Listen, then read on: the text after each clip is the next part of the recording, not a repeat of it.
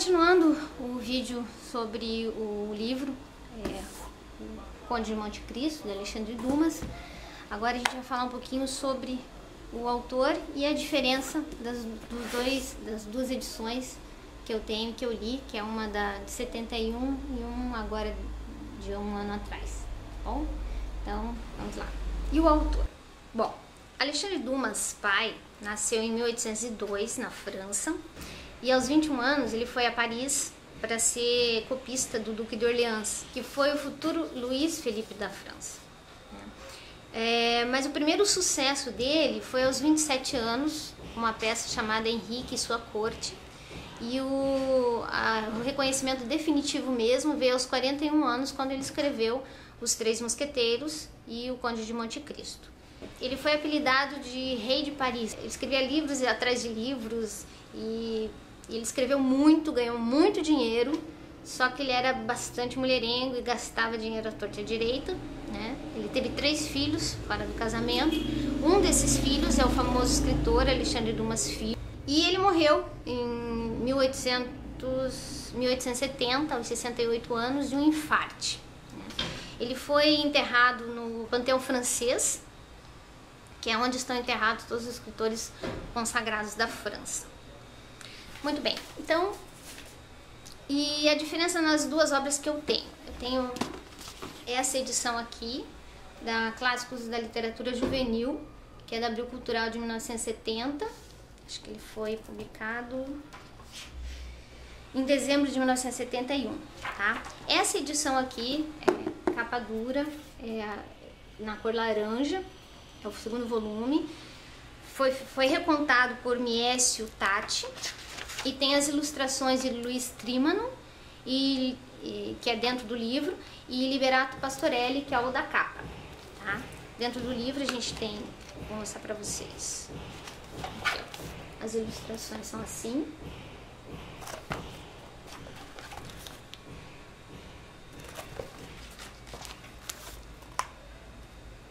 Tá? E no finalzinho da obra a gente tem aqui a ficha do autor. Esse livro aqui, ele tem 286 páginas, tá? A outra edição que eu tenho é essa daqui, O Prazer da Leitura. Também é capa dura, com a lombadinha vermelha, tá? Nessa coleção ele é o volume 14. Então, esse aqui é a capa. E esse aqui é a contracapa.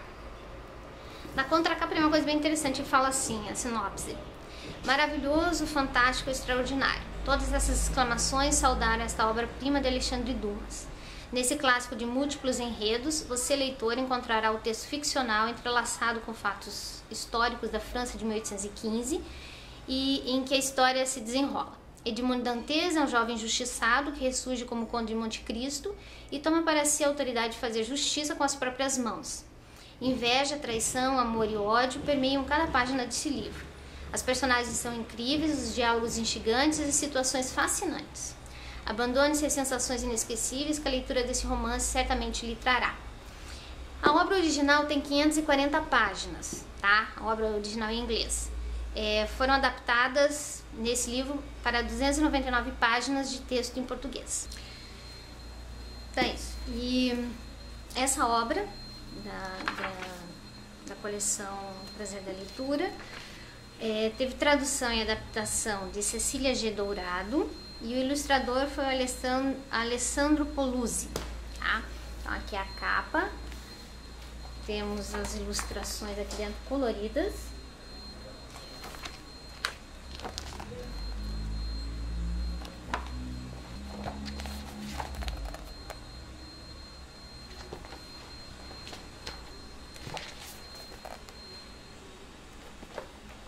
Aí no finalzinho da história a gente tem as notas extensas, tá? São algumas palavras que se encontram no texto, que é a explicação um pouquinho mais extensa, então eles não colocam só no rodapé. E aqui tem um glossário de palavras que podem ser um pouquinho mais difíceis da pessoa entender. E daí aqui na página 337 começa o Conhecer Mais, né? Conhecer Mais é uma parte do livro onde vai falar sobre assuntos relacionados com a história.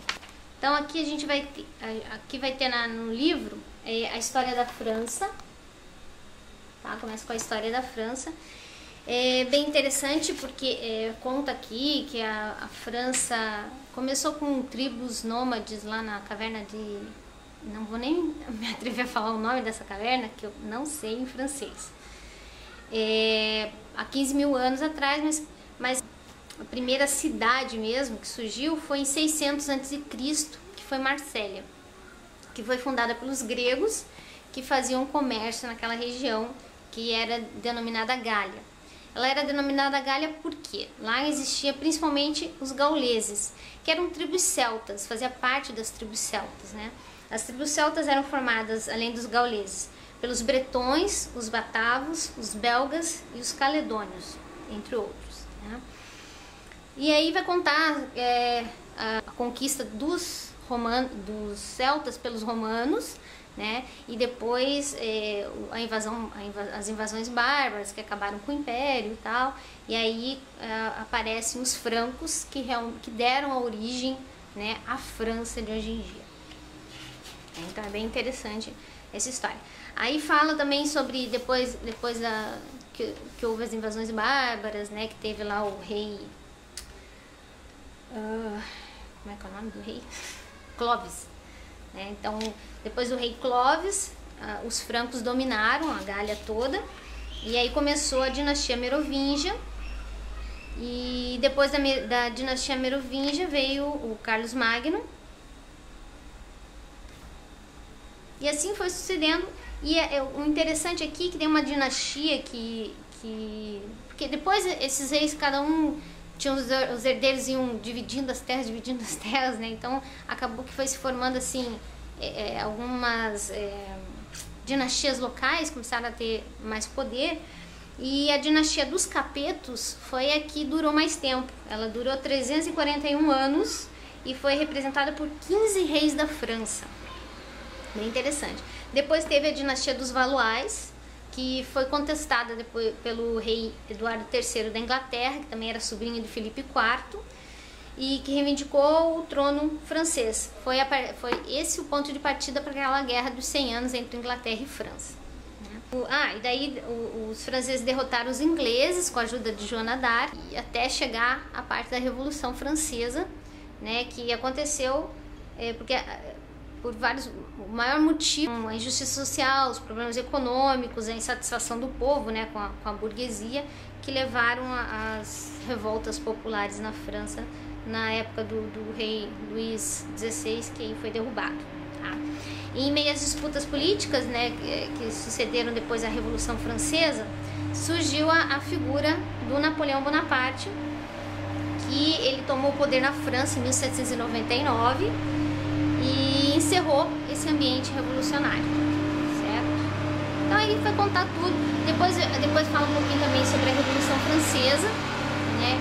Que aqui eu até anotei aqui que os motivos da insurreição revolucionária foram muitos, mas podem ser resumidos na insatisfação popular pelo modelo de governo que privilegiava a igreja e a nobreza, ou seja, a igreja e a nobreza eram sustentados pelo povo. O povo, que era o terceiro estado, era o que pagava impostos. Os outros dois, o primeiro e o segundo estado, não pagavam impostos, que era a igreja e os nobres, né? Aqui eu até anotei aqui, ó, esse terceiro estado era o único obrigado a pagar impostos, sustentando com seu trabalho o luxo e a suntuosidade do clero e da corte. Por causa com toda essa revolução, o rei Luís XIV e sua esposa, Maria Antonieta, foram capturados quando tentavam fugir do país, em 1792, e em 1793, o rei Luís foi guilhotinado. Ele foi guilhotinado em janeiro, e em outubro foi a vez da Maria Antonieta, né?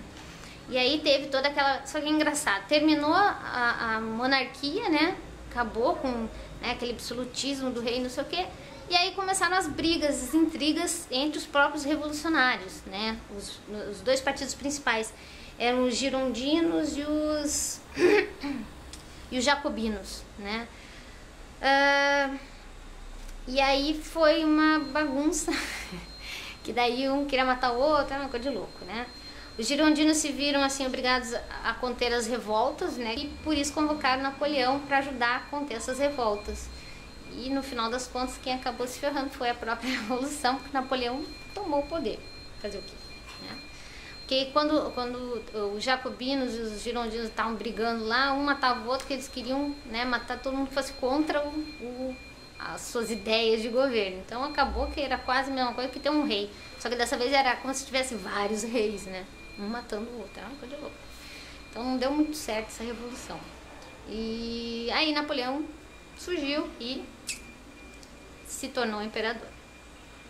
Napoleão Bonaparte, fala aqui um pouquinho sobre a história dele, tá? Ele nasceu em Ajaccio, acho que é assim, na Córcega, em 15 de agosto de 1769. E aí vai contar aqui toda a carreira militar dele e como que ele tomou o poder na França. E tem uma curiosidade aqui, os sucessos de Napoleão fizeram com que o compositor Ludwig van Beethoven dedicasse ao jovem general republicano a Sinfonia número 3, Heroica. Mas em seguida ele rasgou a dedicatória, indignado por Napoleão ter se proclamado imperador. Aí fala aqui um pouquinho sobre os últimos dias de Napoleão, lá na prisão dele, que a segunda vez que ele abdicou, que foi preso, ele foi aprisionado na ilha de Santa Helena e morreu lá aos 50 e alguma coisa, 51 anos, isso, em 1821, aos 51 anos. Depois tem uma parte que fala sobre os correios e os selos, tá? Eu acredito que é porque também conta na história parte da carta que foi enviada pelo Napoleão através do Dantes e que surgiu e que causou toda o plano, né? E que o coitado foi preso injustamente, né? Porque ele nem sabia que a carta era alguma conspiração, né? Então aqui fala um pouquinho sobre os correios, até sobre os correios no Brasil. E é interessante aqui, tem uma curiosidade, em 1843, que a gente teve em 1º de agosto, o Brasil lançou o selo postal Olho de Boi, sendo o 3º país do mundo a fazê-lo, só precedido pela Inglaterra e pela Suíça. Bem interessante isso. E aqui também fala um pouquinho sobre a nobreza, então como surgiu a nobreza, né? Na verdade existiam os reis não conseguiam dar conta de todo o território, então eles tinham que passar esses territórios para outras pessoas, e essas pessoas acabaram se tornando os nobres, os vassalos do rei, né? E em Roma esses nobres eram os tal dos patrícios, né? Que também, como os nobres, não pagavam impostos. Então aqui vai falar sobre isso e vai falar sobre os títulos, né, que existiam. Então, imperador, rei, príncipe, grão-duque, duque, marquês, conde, visconde, barão e por último cavaleiro, que era a ordem mais baixa dos nobres. E tem também aqui uma parte sobre as montanhas, apesar de que eu gostava, porque eu adoro montanhas, eu não consegui relacionar esse assunto com a história. Não sei se é a região onde... Não prestei atenção se é a região onde se passa a história montanhosa. Mas, sei lá, não consegui ver um link com as duas coisas. Mas tá bom. Pelo menos eu ouvi um pouquinho sobre montanhas, geologia. Eu acho que não tem muito a ver com a história. E no finalzinho aqui são alguns sites onde você pode encontrar um pouquinho mais de informação sobre os assuntos abordados no Conhecer Mais. Então, é isso. O Conde de Monte Cristo, de Alexandre Dumas Paz. Então, boa leitura. Depois me conta o que vocês acharam. Grande abraço, um beijo cintilante.